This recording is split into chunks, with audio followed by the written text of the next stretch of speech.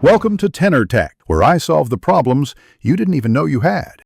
You start by checking compatibility and gathering gear, the host, the client, and the correct USB cable or adapter.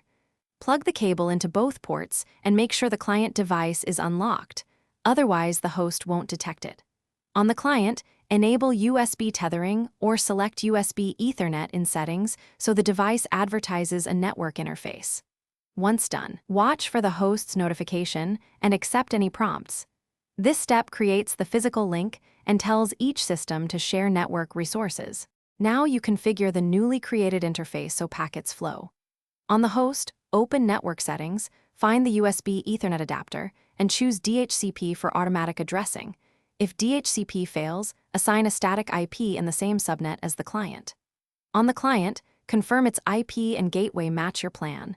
Mismatched subnets block traffic. If the goal is internet access, enable internet sharing or set up NAT on the device that has internet. Make sure firewall rules allow the new interface's traffic. Finish by verifying connectivity and resolving common failures. You should ping the other device's IP first, then ping an external IP to confirm internet reachability. If pings fail, make sure cables and adapters are seated. Check that OS drivers recognize the adapter and that USB mode is correct.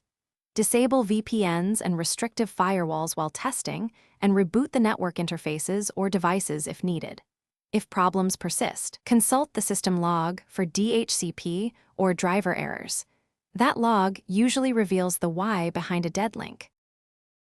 Thanks for watching. Subscribe to keep your life in tune.